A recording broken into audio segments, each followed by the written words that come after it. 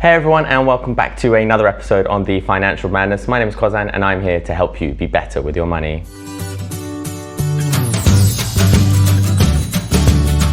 So in this episode, we're going to be figuring out how much money you actually need when buying a property. Now, I'm not saying taking into account the entire price of the property. I'm talking about things like how much money you need for a mortgage, plus any of the additional costs that come with buying a property as well. Because when I speak with friends and family, I always hear the phrase, oh, I'm looking to save some money for a house. But I'm always surprised by how many of them don't actually know how much money they need to save anyway. Or a lot of them just assume that they need to save money for just the deposit alone and that will be enough. Wrong. There are so many more costs and variables to consider when buying a property. I've actually created a really simple spreadsheet that will help you do just that. It will calculate how much you need to buy a house. It will tell you what the mortgage is and give you an average estimation of all the other costs that will be included when buying that house too. This is kind of an evolution of a spreadsheet that I made for myself when I was looking to buy a house about 3 to 4 years ago. But I adapted the spreadsheet so not only does it now suit my own needs, but suits the majority needs of everyone else as well. So without further ado, let's find out how much it is to secure a house. One of the advice I always give and practice myself is to always save with a purpose. Saving with an end goal in mind I find is far more effective than just saving for the sake of it. Goals can be things such as saving a few £100s for a holiday fund, saving 3 to 6 times your salary for an emergency fund. So for the purpose of this video, we're going to be figuring out how much money we need to save to secure a house. And hopefully by the end of this video, you'll be able to understand what that end goal really is. Before we go into my amazing spreadsheet, because it is amazing, there are a few preliminary steps that I would think about when deciding on what house you want to buy. So the first step is to figure out how much money you need to save for a deposit. So for those that don't know, a deposit is the initial sum that you need to give to the bank for them to give you the rest of the money as a loan to buy your property.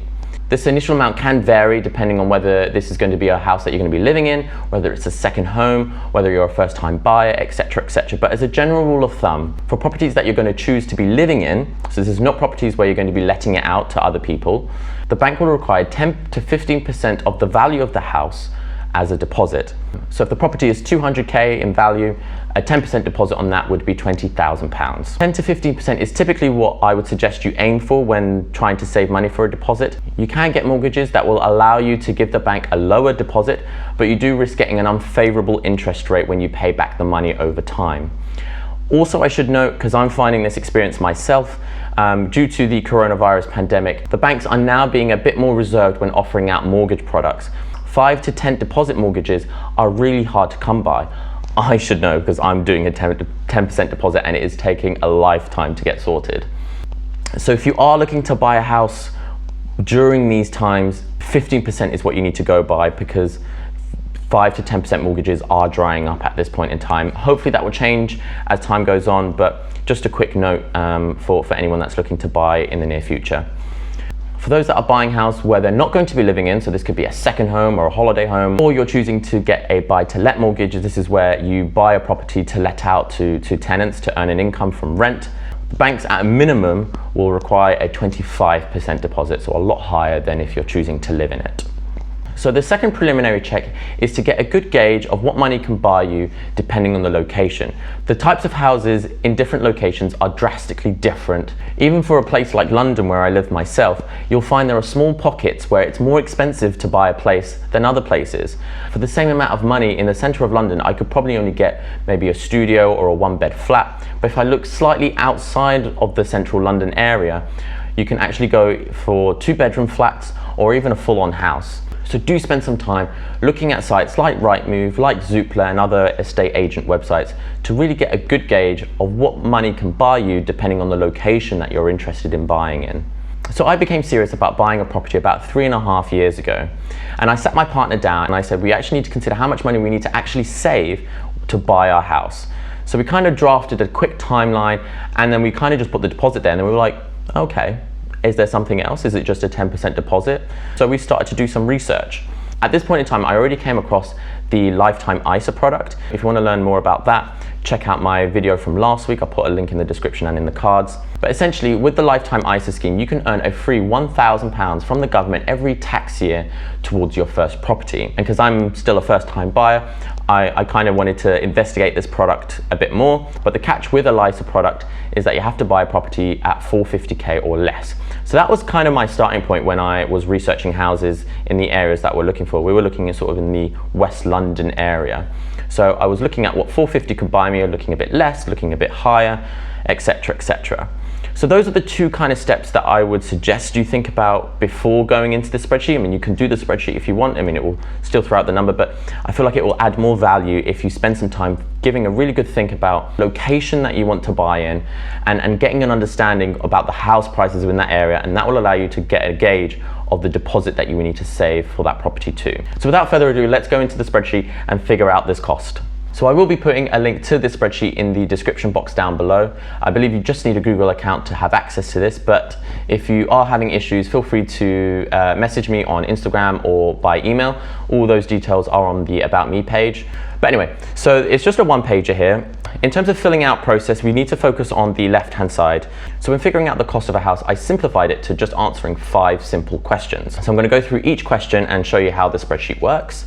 So in this first question, it asks, what best describes you? Now there are 3 options here. One is a first-time buyer, second is moving house, and third is a second home.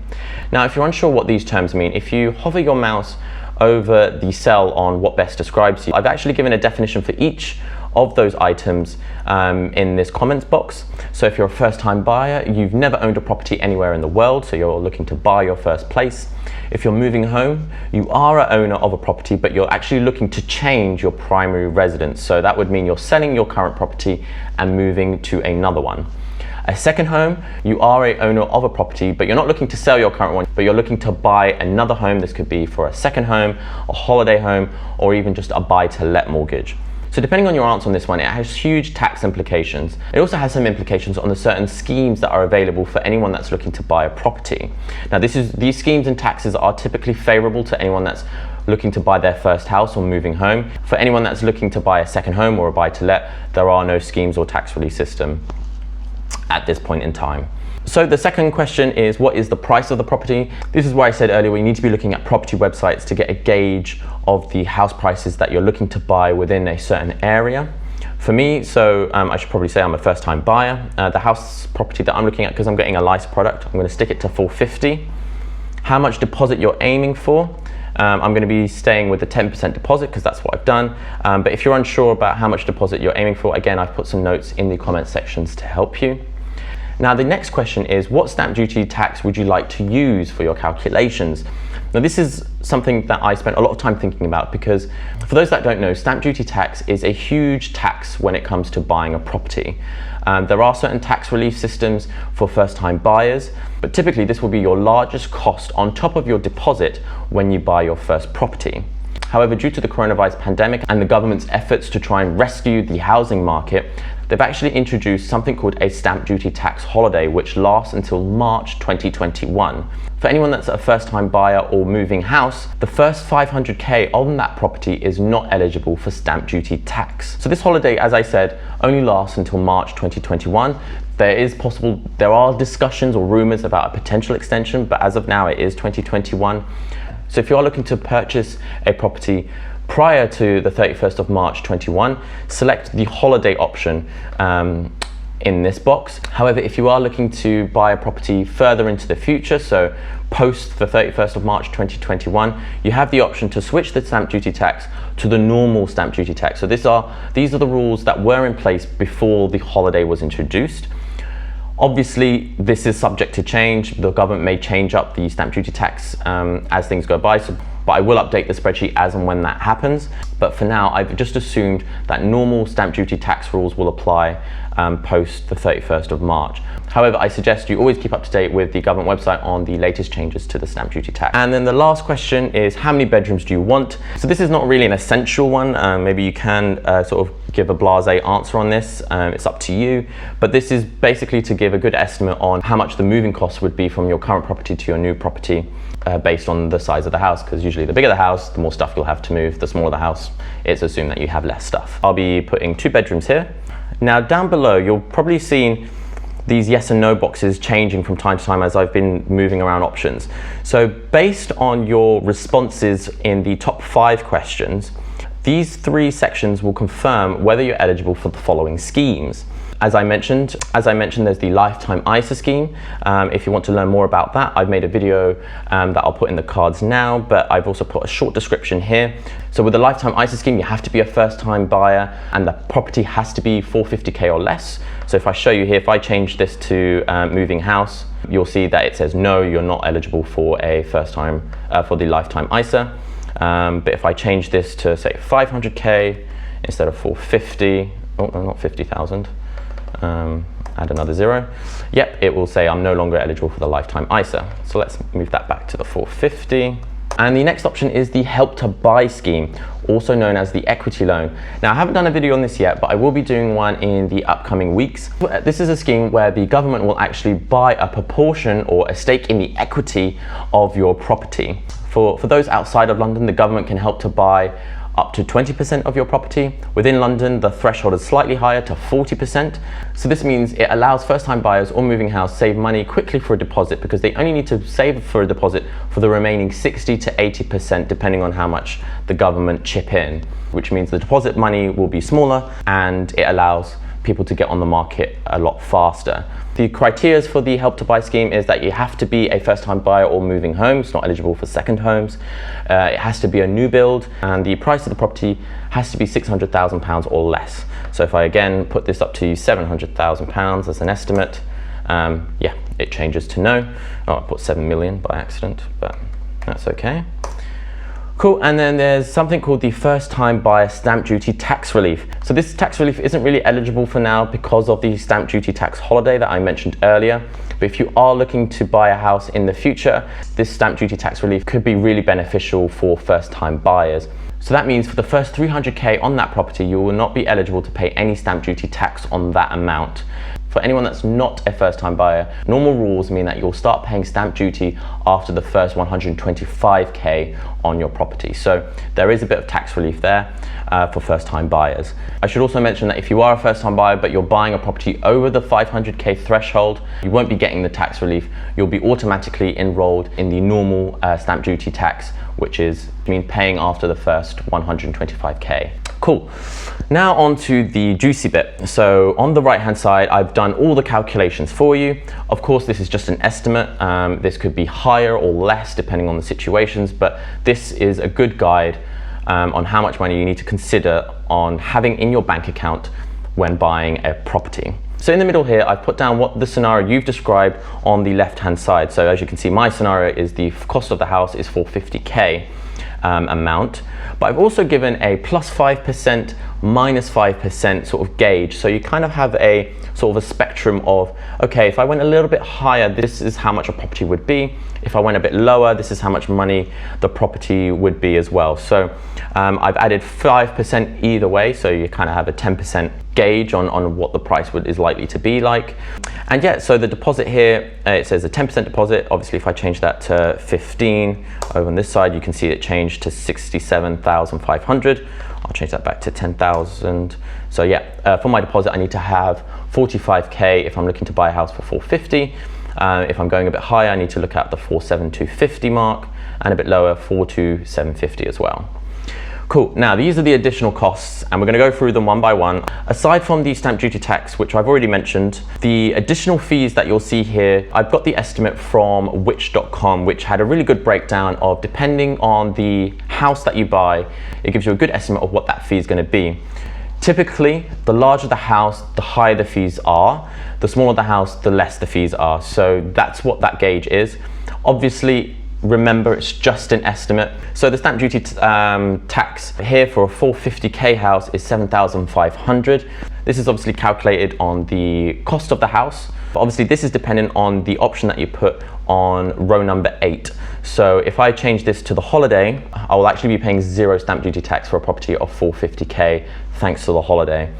There's also a separate stamp duty tax scheme if I'm not a first-time buyer. So as I mentioned, so if I was looking to move house and I click on normal, the stamp duty tax will go a bit higher to 12,500. That's because as a first-time buyer, I am eligible for the tax relief scheme. And obviously, if I'm looking to buy my second home, the stamp duty tax is a bit painful. So that goes up to £26,000 of my property. So the stamp duty tax, as I mentioned, is probably going to be your biggest cost when buying a house, and this spreadsheet calculates all that for you. And now we move on to something called a valuation fee. But the valuation fee is when you apply for a mortgage with a bank. The bank will actually come to your property and do their own evaluation of that property as well. And usually this valuation comes with a fee. Now, there are certain mortgage products where they waive the fee, but you end up paying the fee back in a higher interest rate, for example. So there are ways to get around this fee, but the valuation fee here, according to the value of my property, is 425. Obviously, if I change this house price to, like, say, I don't know, £1 million, this goes up to 675 based on which.com's estimate. So let me change that back to 450.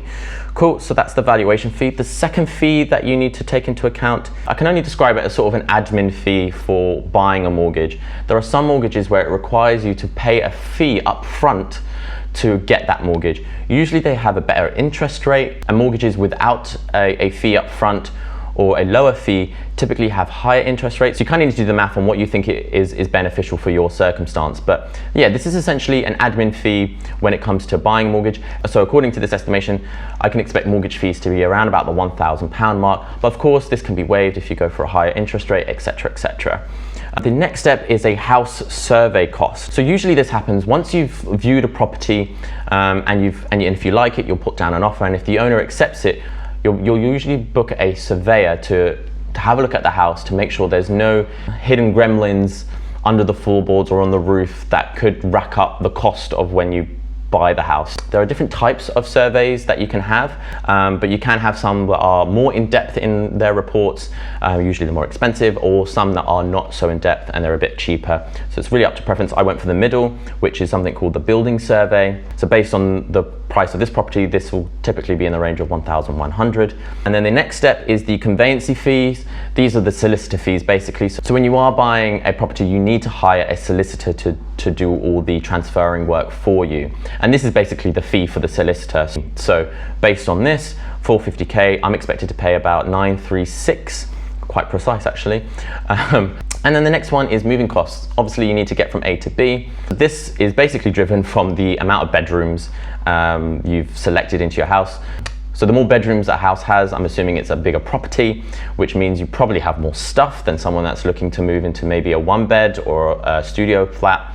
Based on my 2-bed property, I'm expected to pay moving costs around about the £400 region. So that's all the costs. So we've got the stamp duty tax, valuation fee, mortgage fees, house survey costs, conveyancing fees or solicitor fees, and the moving costs. So for a 450k house, I needed to look to save £56,361 in a bank account somewhere.